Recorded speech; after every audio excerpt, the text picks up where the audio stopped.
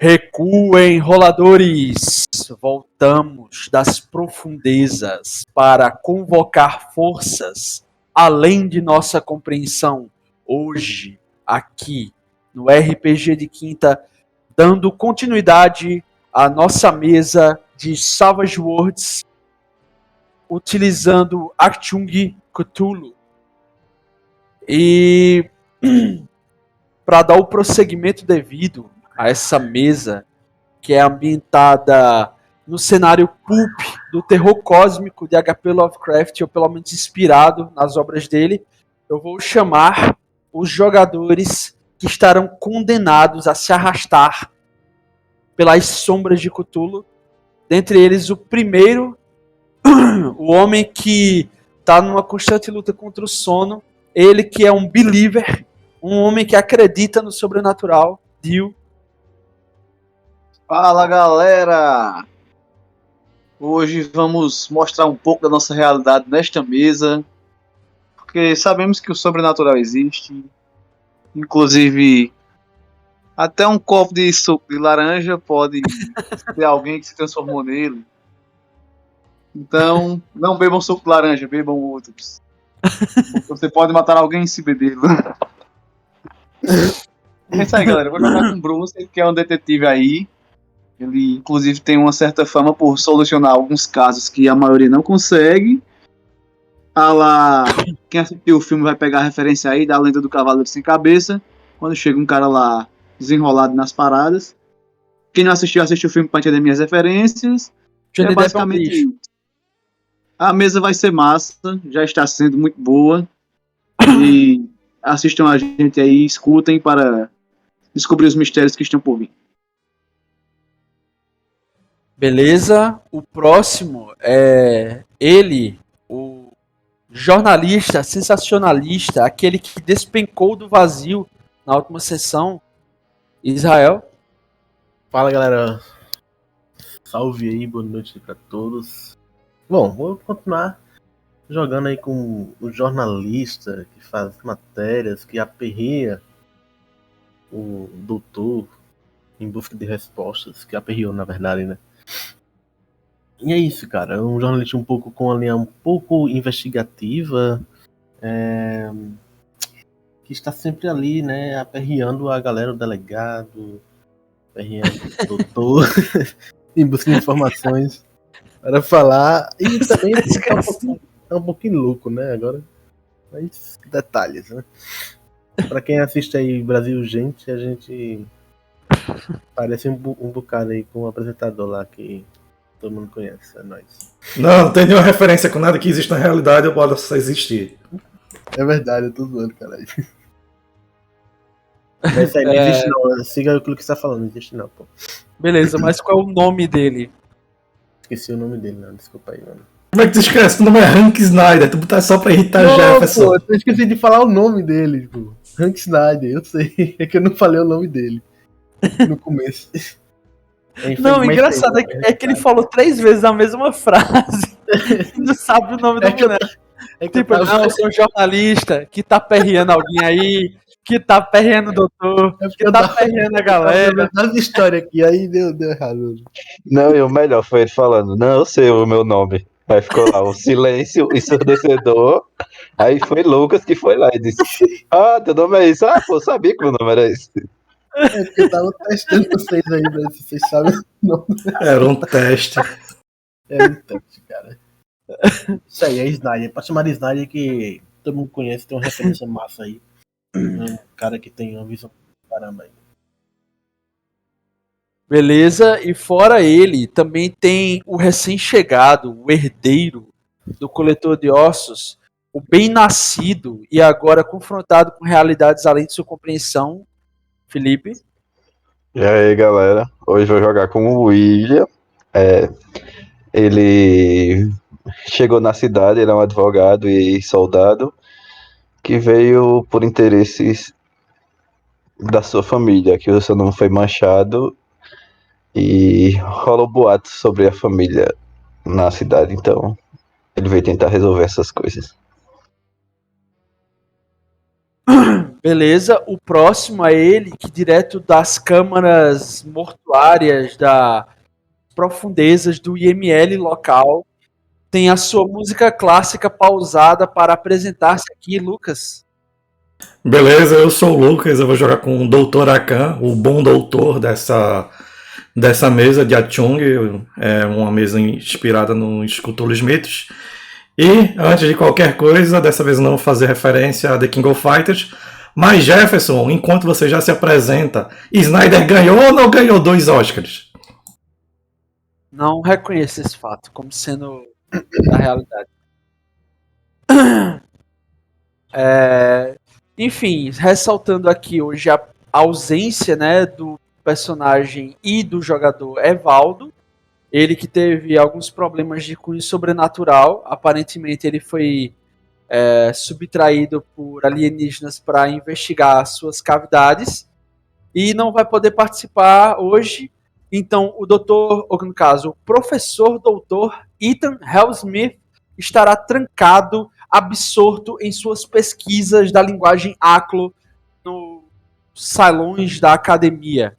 E com isso, por fim, virei eu, o guardião, né, do Necronomicon, invocar os poderes e, na linguagem antiga, afundar as mentes dessas ínfimas criaturas em problemas cujos seus espíritos serão quebrados, esfacelados até o último caco. E só que, por um breve momento, eu preciso que do meu panteão se levante uma criatura que me ajude a fazer o resumo da última sessão, se possível breve e, se possível, objetivo em pontos chaves. Quem se apresentaria para até ajudar o personagem, até ajudar a Dio aí, que, né, deu uma naninha no meio da sessão. Eu posso fazer. Beleza, Eu vou diminuir os detalhes. É que eu anotei toda a mesa até o final, que eu não estava cansado. Até eu parar, não estava cansado. Mas bora lá. A jornada em si da gente iniciou com o personagem de Felipe, o Dr. William Grosvenor, chegando de barca, né, na cidade de Deep Hollow. Nessa viagem dele, ele é confrontado, não confrontado, mas tem um breve diálogo com um barqueiro da cidade que o reconhece, mesmo o personagem de Felipe está um tempo afastado, que faz uma breve explanação sobre alguns acontecimentos na cidade, que tudo indica que o responsável fora o tio do William, o Dr. Henry Clayton, que ocasionou tudo isso. O barqueiro chega até a comentar que espera que não tenha sido o Dr. Clayton que tenha feito isso, tenha feito alguma coisa com a filha dele, né, Jefferson? Com o filho. Na verdade, ele fez uma breve referência que o Dr. Clayton pode ter enlouquecido ou virado o que quer que seja, que ele se transformou logo após ele ter se apoderado da carta de suicídio do filho dele. Só que esse fato provavelmente passou desapercebido pelo personagem de Felipe porque ele estava absorto em pensamentos mais sombrios, né? Beleza. Eu também não anotei isso. Depois disso aí, a gente troca pra cena onde tá o detetive, a princípio, o detetive Bruce, verificando mais um corpo de uma jovem. Dessa vez, ele logo em seguida chega à cena o personagem do Israel, o jornalista famoso de nome Hank.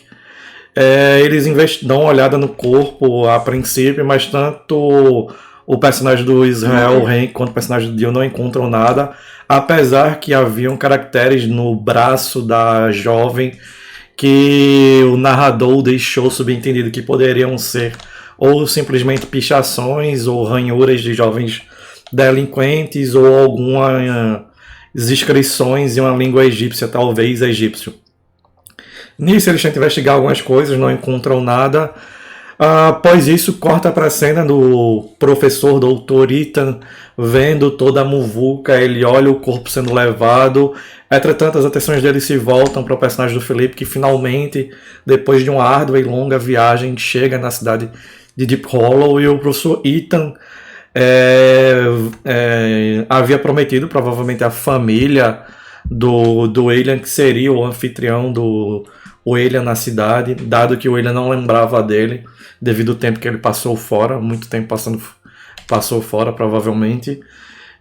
Nisso há algumas conversas entre os 4 personagens, até que eles rumam até o necrotério local, para que o doutor William, pudesse pegar os pertences de seu tio que falecera, bem como trocar algumas palavras com o legista local que foi responsável pela necrópsia do Dr. Clayton. Nisso há algumas divergências no necrotério, né? Há algumas divergências entre o Dr. Akan, bem como o assistente de polícia, assistente delegado, que anda com o personagem do Dio, o Angel, na espanhol é Angel, que é um simples primata com um detetive e um sonho, pelo menos na visão do Dr. Akan.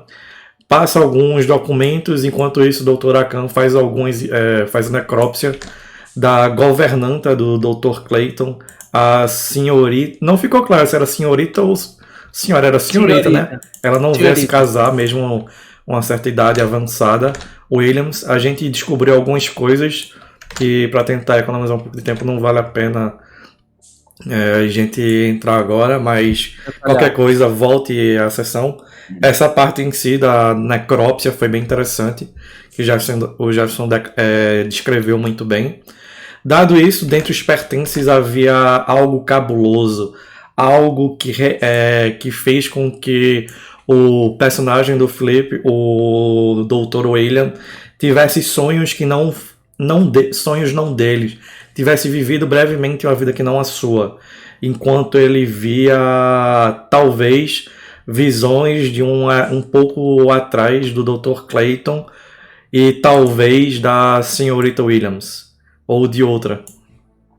Entretanto, fora essa interação com a pedra em si, a pedra fundamental que talvez tenha vindo além da Terra, outra coisa interessante é que quando os personagens estavam de sair do necrotério, o grupo que estava com o Dr. Akan, o Dr. William e o professor Dr. Ethan tiveram talvez certa experiência sobrenatural ou simplesmente um delírio provocado às grandes horas de trabalho e de viagem, onde eles viram as gavetas se mexerem, caírem, papéis voarem, coisas afins, que deve ser uma mistura de um breve temor de terra local com o cansaço das pessoas. Fora isso, o jornalista, o Hank Snyder, antes de sair do necrotério local, acabou vendo coisas que não deveria ver e acabou viajando, bem como caindo num espaço profundo e infinito, completamente escuro, onde parte de sua sanidade mental foi embora. Fora isso, depois disso, os 3 doutores foram até um bar local, um clube local, onde foram para beber e fumar um pouco. Entretanto, se depararam com uma estranha situação. Uma mulher, uma certa de origem... Como é o termo para não utilizar? Eu não estou lembrando o termo correto. Uma mulher de origem... Romani, muito obrigado, Jefferson. De origem romani, fazendo uma dança completamente compenetrada em sua dança completamente estranha, entretanto que fazia com que a atenção de todos que estivessem no bar, independente de seu sexo, fosse atraída até a mulher. E fora isso, terminou com cada das pessoas indo até sua residência descansar, exceto o professor Dr. Ethan, que ficou mais um tempo acordado para tentar desvendar os segredos. E eu acho que foi isso. Teve muita coisa na sessão 1 e muitos detalhes eu deixei passar.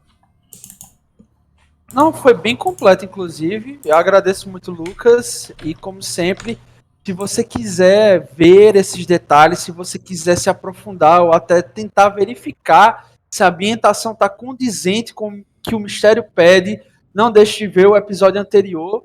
caso assim você se interesse, ele está saindo ainda no YouTube, e acredito que quando encerrar a primeira parte, ele entra no Spotify. Lucas é que pode confirmar isso.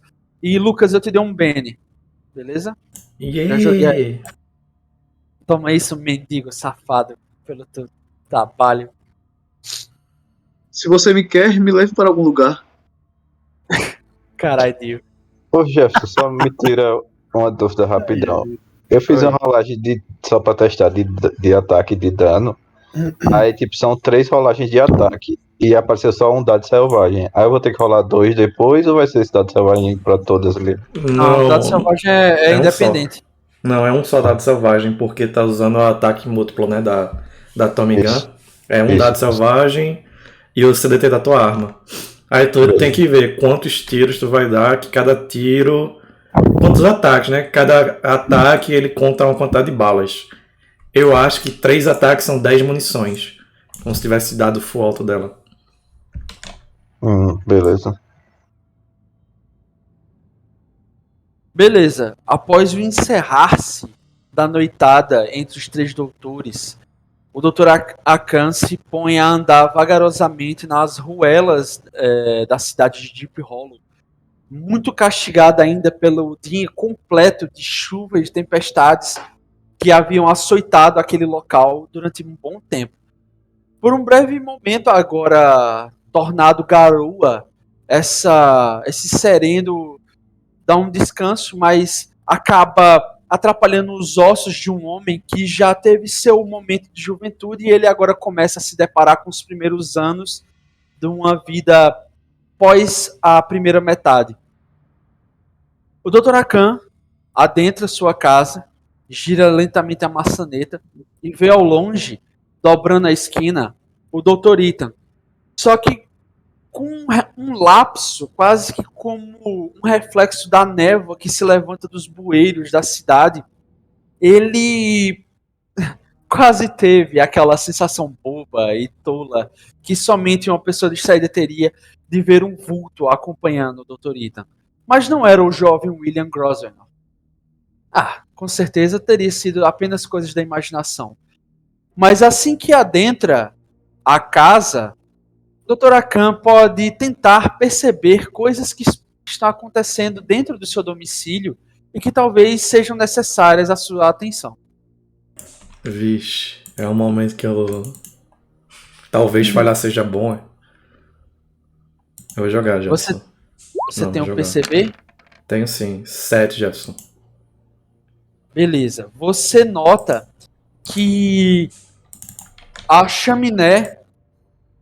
Você havia alertado seus filhos para que não usasse a lenha indiscriminadamente, afinal de contas, devido à grande distância de Deep Hollow de cidades próximas, torna ela difícil de conseguir, mas a chaminé estava aberta e o criptar da lareira faz com que pequenas fagulhas saltem próximos de vários pequenos pedaços de papéis, alguns um pouco maiores, mas todos eles têm várias figuras em comum.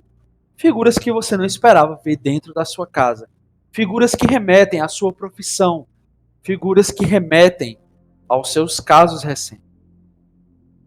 Eu vou me aproximando, olha assim. É um desenho, Jefferson, um recorte de jornal. Eu vou me aproximando. Eu pego um pedaço de papel desse. Vários pedaços de papel de polpa. Papel, como diriam, pulp, né? Com diversos desenhos. E você começa a folhear aqueles desenhos e você automaticamente nota um traço quase que esquizofrênico, quase como se a pessoa que estivesse desenhando ele tivesse em sofrimento enquanto produzia aquela obra. Ela passa a adquirir tons perturbadores, ao passo que quando você vai folheando aquelas páginas duras e ressecadas de papel de baixa qualidade, você nota um desenho de um cadáver com o tórax aberto em um formato estelar, desenhos de teias, desenhos de uma igreja que você reconhece como sendo a Catedral de Santa Donatella, da cidade de Deep Hollow. Você nota um desenho quase que complexo, quase que digno de um livreto ou folhetim de histórias do perfil do Dr. Henry Clayton, quando ele ainda não havia raspado sua cabeça, tirado seu bigode e produzido diversas cicatrizes ao longo de todo o seu corpo para marcar nas vítimas que ele coletava os ossos. Você nota diversas imagens dessa maneira. Só que isso pode ser apenas um reflexo de um problema que a sua filha vem enfrentando. O pesar de um pai talvez recaia sobre você, só que ele é automaticamente interrompido pela presença de uma imagem que não deveria estar aí. Uma imagem que você sabe que não deveria, de forma alguma, estar habitando o inconsciente ou consciente da sua filha. Lucas, é a exata, idêntica, igual, indelevelmente produzida figura de uma aranha. Bate exatamente com a figura que fora tatuada na senhorita Williams. Sim, mas como sua filha poderia saber de um detalhe? Jefferson, o que desse caso vazou para a imprensa? O que a imprensa sabe, por linhas gerais, não precisa entrar em muito detalhe não, para poder ter a gente ser um pouco mais... Você sabe que no seu escritório pessoal, dentro da sua casa, você tem, além de diversos livros e enciclopédias, você tem uma coleção particular de jornais e folhetins sobre esse caso. Muito especificamente porque você teve uma espécie de encontro perturbador com aquele que produziu esses atos atrozes, hediondos e nefastos. Só que você não sabe se a sua filha teve acesso a isso ou não. Porque uma coisa que eu queria falar é que, pelo menos o meu escritório não tem coisas que eu considero que não sejam adequadas para minha filha.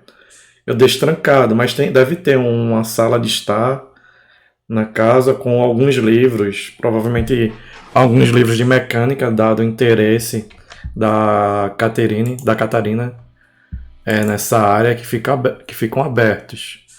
E provavelmente o Dr. Akan nesse momento está encostado na cadeira, vendo esses papéis com os óculos dele. Ele colocou para ler melhor, dado que a visão dele já fora muito melhor anteriormente. Ele tira os óculos, ele encosta na cadeira, deixa a mão baixar um pouco. Ele começa a colocar a mão na cabeça dele, balançando a cabeça e revivendo os momentos onde a esposa dele veio a morrer no atentado de 10 de maio. Ele, não. Deve ser só uma fase. Isso não tem nada a ver com Catarina. Ela é curiosa. Ela tá na cidade que os jovens começam a despertar curiosidade. Mas assim, você sabe que o detalhe da aranha, ele é recente. Sim. Eu sei que não vazou nada. Você sabe que ele foi encontrado em apenas 4 dos corpos que você teve a oportunidade de fazer a autópsia. E 2 não estavam associados ao Clayton, né? Não, estavam. Eles estavam associados ao Clayton. Só que aí, você não sabe porque alguns têm essa marca, outros não teriam essa marca. Só que essa marca é recente, é oriunda do seu último dia de trabalho. Você começou a identificar isso, etc. E você vê que a luz do quarto da sua filha está acesa. Beleza. Eu vou botar um pouco de uísque em um copo. Eu vou guardar meus óculos no bolso da minha camisa e vou na direção do... Primeiro eu vou apagar, né, a lareira. Apago, fecho ela direitinho. Aí eu vou andando na direção do quarto. A luz do quarto é da Catarina ou da Rebeca? É da Catarina. É a mais nova, né? Exato. Beleza, eu vou indo até lá. Eu bato 2 vezes na porta e depois eu giro a maçaneta. A porta está entreaberta e a luz faz aquela iluminação indireta no corredor que dá um tom meio que nefasto a todo aquele local, e você sente, assim, uma sensação meio opressiva. Você associa isso talvez à preocupação do trabalho, cansaço, mas cada passo que você dá parece mais pesado em direção ao quarto da sua filha. Até que o ranger da porta abre por completo. Você dá passos que, ao tocar na madeira, fazem ecos que você não queria ter produzido. E você percebe mais afastadamente na cama, tocada pela sombra e agora meio que indiretamente pela luz acesa no quarto, você vê a sua filha completamente atirada na cama, ensopada, como se ela tivesse estado na chuva. Ela tá de camisola, só que a camisola dela tá completamente imunda, rasgada. A cama tá toda rasgada com unhas, provavelmente da sua própria filha. E você deduz que talvez ela possa ter tido mais uma crise. Beleza. Eu me aproximo, fecho a porta pra não incomodar a Rebeca. Aí vou até a Catarina, encosto a mão nas costas dela e... Minha filha, você andou acordada de novo? Você sabe que você precisa dormir. Não precisa rolar nada, mas quando você toca nela, você nota que, como é comum, às vezes ela tá febril. Ela tá muito febril. E você vê que quando você puxa o corpo dela para endireitar ela na cama em direção ao travesseiro, ela tá com os braços meio que retorcidos, assim, meio que abertos e meio afastados assim do corpo. As pernas dela estão afastadas, aí quando você puxa, ela tá com o beiço inferior tremendo e ela tá dizendo palavras desconexas. Isso é comum. Esses episódios eventualmente acontecem, você sabe, principalmente quando você se ausenta por muito tempo e não tá lá para prestar a devida assistência que ela necessita. Eu vejo tudo isso, não, de novo não. Na escrivaninha que ela tem, provavelmente tem uns remédios que eu sempre deixo pra ela tomar, caso nessas crises. Eu vou até lá, estão lá os remédios? Então, Eu vou até lá, eu pego um pouco d'água, que deve ter uma jarra com água, enche um copo, aí beba, minha filha, beba. quando você vai dirigir o comprimido até a boca dela. Deixa eu ver aqui. Lucas, quanto é o teu aparar? É baixo, deixa eu ver. Deve ser 4, deixa eu abrir a ficha. 3. É baixo. 4, é o mínimo. Beleza. Doutor Akano é um bom boxer. É 4, é? 4. Beleza. Quando tu vira as costas, pega um comprimido, você vê que quando você se vira, a mão dela já tá indo em direção ao teu rosto com tudo assim. Você segura ela pelo pulso. E as unhas dela param a 1 milímetro do seu olho. Só que ela tá com uma expressão febril, insana. Só que por um breve relance, Lucas, quase que como uma sobreposição de imagens, você vê no rosto dela o rosto muito semelhante àquela Romani que você encontrou ainda essa noite. Ela olha para você e fala: "Por que não fala comigo, pai? Por que não?" E ela tá falando meio que com uma voz bem mais grave. "Por que não fala comigo, pai? Por que não fala? Não fala do seu encontro com o coletor. Por acaso não sabe o segredo do sangue? Por acaso não sabe o segredo da linhagem? A linhagem que vem de Hilé, a cidade oculta. A aranha protege os filhos." E você nota que provavelmente a doença dela deve ter evoluído para talvez alcançar as cordas vocais, mas ela tá demonstrando uma força, meio quase com uma força de um louco, assim, sabe? Que as amarras do corpo já não estão sendo sustentadas e o físico dela já tá começando a sobressair a sua capacidade de defender-se a tempo. E você consegue fazer com que ela sorva o remédio e ela começa a amolecer assim na cama. Ela diz: pai, eu tô com medo. Eles vão vir nos meus sonhos de novo. Eles vão me tocar nos meus sonhos. Eles sempre me tocam e quando tocam, dói. Dói em todos os lugares, principalmente aqui. E ela começa a dar pancadas duras contra o próprio crânio. Calma, já vai passar. O remédio vai começar a fazer efeito. Mas antes disso, venha tomar um. A mamãe está com eles. Ela fala as palavras e eles obedecem. A mamãe está com eles. Não, E ela... já lhe falei, sua mãe pereceu. Diferente dos seus avós e de outros, você foi muito bem educada e está sendo bem educada. Você sabe que isso é apenas ópio. Ela não foi para lugar nenhum, nem vai para nem local bom, nem local mau. Apenas deixou de existir. Venha, vamos tomar um banho. Você precisa trocar essa roupa. Você está um pouco suja. Venha, vamos. O remédio já vai começar a fazer efeito.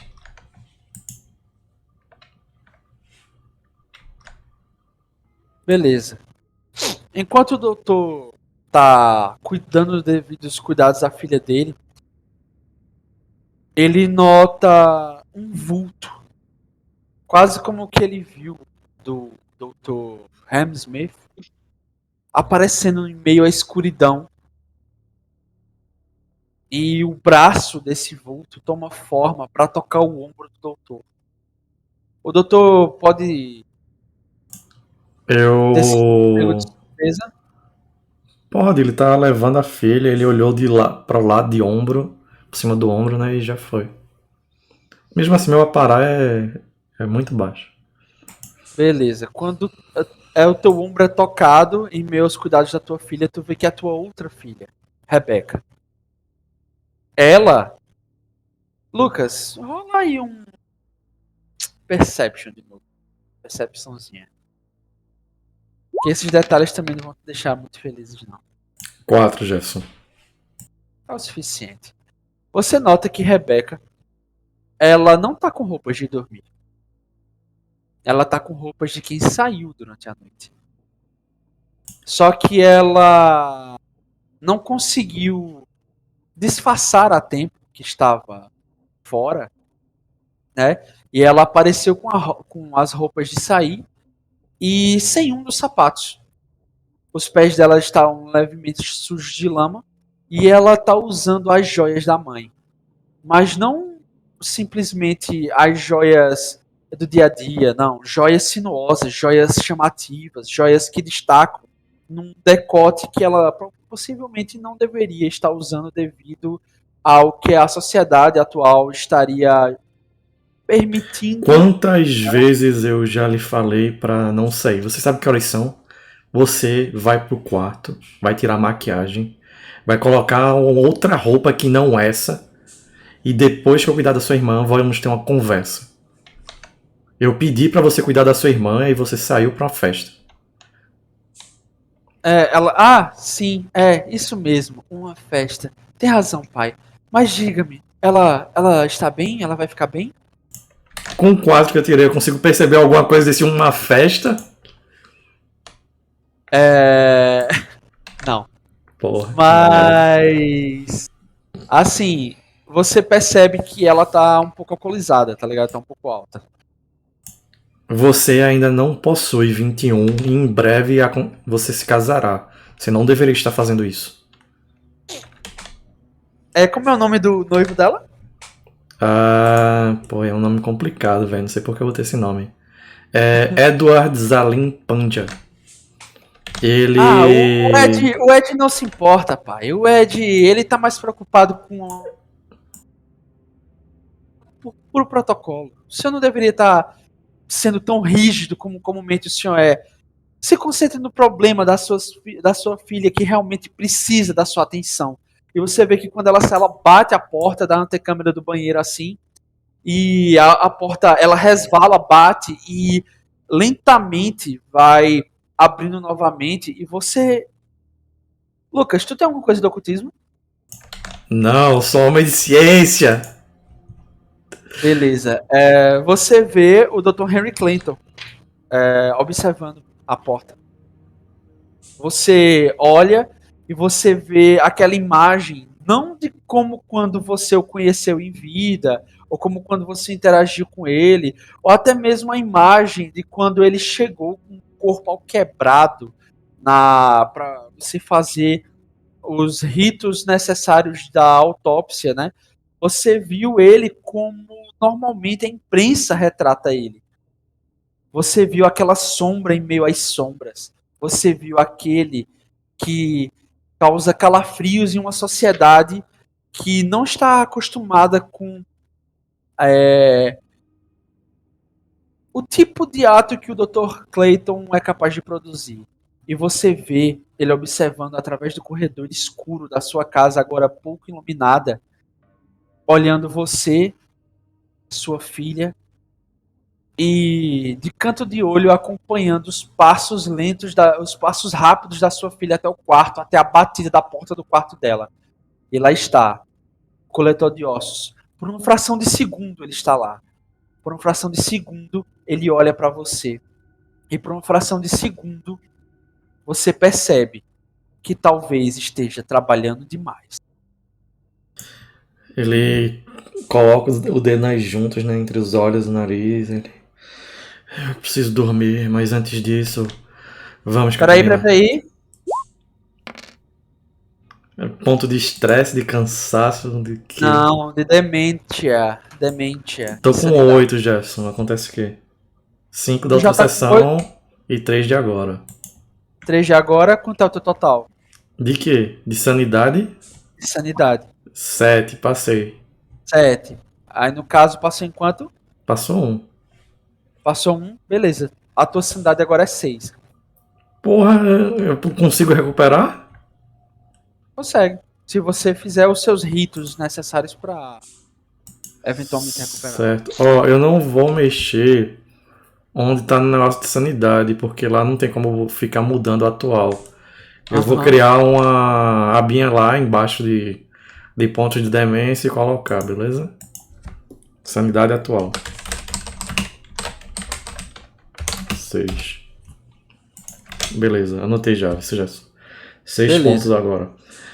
Eu faço isso, aí eu vou colocar a Catarina na banheira, né? Eu vou ter cuidado com ela pra ela não ter outra crise e bater a cabeça. Vou com um pano molhado, tirando, né, a sujeira, ver se as unhas dela estão normais, se não tá com muita sujeira. Depois disso, colocar outra roupa nela, roupa de dormir, e colocar lá na minha cama, porque a cama dela tá toda suja, né? Assim, se não fosse a questão do seu segredo, você poderia contratar uma governanta pra tomar conta dela. Sim. Não. Mas, Fora de cogitação. Né? Não tem segredo nenhum. Não tem segredo nenhum. Boa parte durante o dia você consegue mantê-la bem, se você estiver presente. Agora, o problema é que a presença é algo que o trabalho também demanda. E ele é muito importante, principalmente agora. E você nota a chuva voltando a castigar a janela. E coisas demais foram vistas pelo Dr. Akan. Mas passos apressados em uma outra rua de Deep Hollow começam... Só uma coisa, não precisa narrar não. Mas o Dr. Akan, ele vai ter uma séria conversa com a filha mais velha, a Rebecca, dando sermão e etc. E pra ela se colocar no lugar dela, que ela tem que cuidar da irmã e etc. Vai gastar um bom tempo e vai ter menos tempo ainda pra dormir. Pronto, e você faz isso, você dá esses conselhos, faz essa... Só que você vê que, de alguma forma, você é uma figura de autoridade a qual sua filha pretende literalmente desafiar, e não só simplesmente ouvir. Você vê que é quase como uma necessidade dela, é a válvula de escape que ela achou em meio a tanta merda que vem acontecendo com a família Khan. há muito tempo, cada pessoa nessa família tem encontrado uma maneira de se refugiar da dor. Uns na loucura, outros numa fuga, fugidia em direção à bebida, outros buscando coisas às quais consertar e pessoas às quais abrir, se afundando no trabalho até à beira de quase enlouquecer. Mas esses pequenos lapsos talvez sejam um reflexo momentâneo de problemas muito mais profundos que ninguém se atreve a tocar. Para os que acompanharam até aqui, eu agradeço muito a participação, agradeço a presença e não deixem de seguir a nossa mesinha do sucesso. Tchau!